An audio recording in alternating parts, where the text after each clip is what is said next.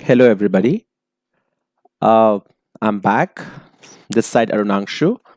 So today we are going to understand about organizational behavior and organization structure with a very simple example. So as we go through the presentation, I will try to explain it in the most simple terms. You can let me know your feedback in the comment section. So what is an organizational behavior? As the name suggests, organizational behavior is basically how an organization behaves. So, an organization mainly consists of four main elements. It's the people. At the heart of an organization is the people who are the assets, and the structure of the organization, that is the hierarchy on which the employees will be working, and the technology which will be used within the organization for streamlining activities, or the technology on which the organization is working or doing the business. And fourth is the external environment, like what are the other stuffs which are going to impact the behavior of an organization. So basically, it is the actions and behaviors of individuals and groups within the organization, which in turn will be impacting how the organization is faring in the business and its overall performance. So that is the organizational behavior. So today we are going to focus on the organization structure, that is the structure of an organization. So let us understand what is organization structure. So organization structure, as the name suggests, is the structure of an organization, as in an organization will be functioning in which structure. That is what is determined by the organization structure. So it is basically the outlining of the rules, roles, and responsibilities that an organization has in order to achieve the goals of an organization. So this structure is basically going to determine how the information will be flowing across various hierarchies within the company. I hope uh, everybody understood what is organizational behavior and what is organizational structure. Next, let us see what are the major types of organization structure which are followed across various organizations. So every organization will definitely follow a structure. Of course, there are a lot of hybrids and mishmash structure that is being followed, but the four major types of organization structure that we can see, first is the functional. So in functional kind of an organization structure, the grouping of people is based on area of specialty. That is, an HR is supposed all the HR personals will be clubbed under HR department. All the marketing people will be clubbed under a marketing department. All the engineering people will be clubbed under that, so on and so forth, based on their areas of specialty. In the divisional kind of an organization structure, what happens is that the divisions are made based on the product or the service provided. Suppose if a company is catering, let's say for an example, to artificial intelligence. Suppose let us assume that artificial intelligence itself is a division.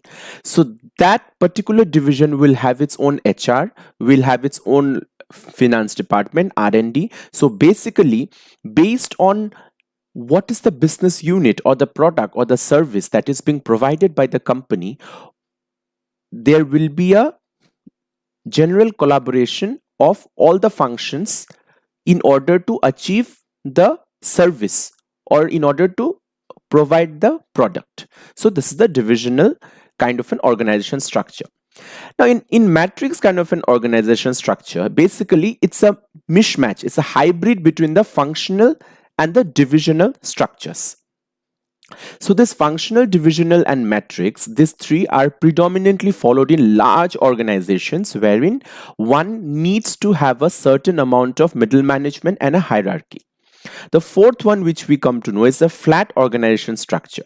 So usually flat organization structure does not have any middlemen. That is, an associate may be able to directly have his discussion with the CEO of a company regarding the ideas and everything. There will not be not many middle management kind of a position. So this is predominantly seen in startups and smaller companies where the need for having a middle management is often not very much necessary. So these are the major types of organization structure that we are seeing. Next, let us take an example of a company in order to understand how an organization structure is responsible for the growth or decline, whatever, of a company. So today we are going to take the example of Microsoft Corporation. I'm sure that everybody is aware of Microsoft Corporation because we all are using Microsoft products. But still, let me just brush down small facts and trivias of Microsoft Corporation. So basically, Microsoft Corporation is an American MNC which predominantly produces computer software, consumer electronics, personal computers, and related services. We all know that it was founded by Bill Gates and Paul Allen, and the CEO of Microsoft Corporation is currently the CEO is Satya Nadella, and Microsoft Corporation is headquartered at Redmond, Washington. So these are the small trivial facts regarding Microsoft Corporation. Now we will go into the organizational structure of Microsoft Corporation, as in what is the organization structure that Microsoft follows. So Microsoft basically, initially, it was a different kind of organizational structure. Once Satya Nadella took in, he restructured the organization structure of Microsoft in order to create a organization that wins at the marketplace. And after that, we have actually seen Microsoft's growth in leaps and bounds. So Microsoft basically follows a product type divisional organizational structure. So this is very important. So Microsoft basically follows a divisional. What did we learn in the previous slides? That divisional is where there will be certain divisions of the services or products which are being provided. Yeah, so based on that is going to function. So Microsoft works on a divisional organizational structure. Now each division focuses on a specific line of goods and services. As I said, division usually always focuses on specific line, as in if you are doing with AI, then you'll be with AI, and if you're doing with cloud, then it will be with cloud, so on and so forth. So as far as Microsoft is concerned, we have two main divisions managed by the CEO himself, namely the business functions and the engineering groups. Now the business functions are the ones which are like the corporate functions that you say, as in HR, finance, and all these things. And engineering groups are basically the one which is responsible for the innovation. So let us see a small flow chart, and I'll explain you guys about how it works. See here, we can see the flow chart. So CEO Satya Nadella, we have got two divisions. One is the engineering group and one is the business function. So these are the primary divisions. Now the engineering group is further divided into cloud and AI group, AI as an artificial intelligence, and then we have the experiences plus devices, and then again we have the artificial intelligence and research group. The business function, on the other hand, is divided into business development group, corporate, external and legal affairs, corporate strategy and planning, finance, global sales, marketing and operations, HR, LinkedIn, marketing group, and worldwide commercial business. So if we see here, we will be able to understand, let's say in the business function group, so the first group, as we see, business development group. So this group is predominantly responsible for developing the business partnerships, as the name suggests. Next, corporate, external and legal affairs is the company's legal work, patent licensing, public policy, intellectual property, all the government affairs, corporate philanthropy, social responsibility, and the corporate governance. Next, coming to corporate strategy and planning, these are the execution and planning of the initiatives and the development of engineering and business strategies. Finance group deals with the allocation of the finances, and HR group will be dealing with the staffing, the people, maintaining the workforce. And global sales, marketing and operations, it will obviously be running the worldwide operations and developing of initiatives which are in the trend, which is emerging. And then we have the LinkedIn group. So LinkedIn group is basically in the development of LinkedIn, and the marketing group is the development of global marketing and consumer business strategies. And worldwide commercial business, it will be dealing with the development of globally commercial businesses, including public sector, enterprise, small and middle market partner, and developer and services. So these are the business functions, but the main innovation is being handled, as in the kind of product innovation or whatever we say, that is being handled by this engineering group. So again, in the engineering group we can see the cloud and AI group, or the cloud and enterprise engineering. So it will be dealing with the products like Microsoft Azure, Microsoft Visual Studio, and Microsoft Dynamics.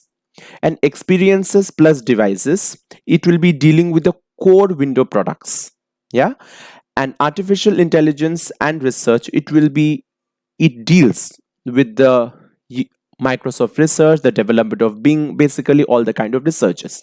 So we are able to see that Microsoft has a very streamlined, there's a very clear kind of a division, that this is the goods and services that this group has to provide. This is the market that we're catering to. On the other hand, there are business functions which are directly or indirectly supporting this engineering groups. So this kind of division structure helps the company to streamline. So let us see what is the advantage of having this kind of a division structure. So the advantage is like streamlined innovation. So when we say streamlined innovation, what do we mean by that? So with a product-based divisional structure, the employees can work on projects that suits their skills and expertise. And also the leadership will be able to support with access to the CEO, and the CEO in turn will be able to give product specialists who will be able to give that freedom. As in, if an associate wants to innovate something, they will have that freedom. So there is a kind of a streamlining, that okay, this is the group, this is what you can do, and in that way the work or the innovation is getting streamlined. Yeah. Second, minimization of internal conflict. So since there is little or no overlapping of the various business units, they are not going to be much of a internal conflict, as in one business unit is going to function in its own way with its own set of innovators. The same way is going to happen for the other business units as well. And third is flexibility and responsiveness. Since each division kind of operates as a pseudo entity which is equipped with all the functions and resources necessary, so it kind of makes a small company within the company. They have a certain amount of autonomy. So this kind of divisions can be added, removed. So there's a certain amount of flexibility and the responsiveness, because somebody working for a particular division is going to understand what are the good things and bad things as far as that particular business or the particular division is concerned. So the associate will be able to kind of tackle it with that kind of responsiveness, and there will be overall a flexibility of taking certain kind of decisions. Of course, the structure does follow a centralized way as well, as in at the end of the day all the business units heads and all the engineering heads has to report to the CEO. However, there are the small pockets of freedom that is being given in order to encourage the innovation and not being entirely dependent. So these are the advantages. Now, this also has certain disadvantages. So when we come to the disadvantages, the first thing is incompatibility. We have seen that there are sometimes this divisional structure has led to a scenario where Microsoft's own products were incompatible with each other. As in, for example, when the business software division was unable to integrate Microsoft SharePoint with Windows Live. So Microsoft own kind of product, as in two products that are being taken out by Microsoft from different divisions, let us assume. So one division and the other division, since there was so much of a mutual exclusiveness that at times it resulted into incompatibility. Yeah. And the next one is minimal consideration for international markets. So Microsoft usually has at the present one like unit for the US market and the rest for entire international market. So that is something which we have to understand. That is, there is a minimal consideration for the international market. There is no specific focus on all the international markets. So that is kind of like a disadvantage. If that can be mitigated, I believe Microsoft will go far more in I mean it will grow far more into leaps and bounds. So of course I hope we have understood that what is the organizational structure that Microsoft is following and then how this has impacted. So we can see that this changes in the organizational structure of Microsoft has come under Satya Nadella. And this particular change from what it was before has led to reduction of positions and streamlining of work. There were certain positions that were totally removed when this restructuring happened, so which in turn ended up saving a lot of revenue as well and also led to the growth of business. However, there is a long way to go before all the shortcomings can be mitigated. So I am closing my discussion with this. I hope I was able to explain in very simple words what is organizational behavior and the importance of organizational structure by taking an example of Microsoft. If there's any doubts or if there's any kind of feedback or suggestions, feel free to drop in the comment. Thank you.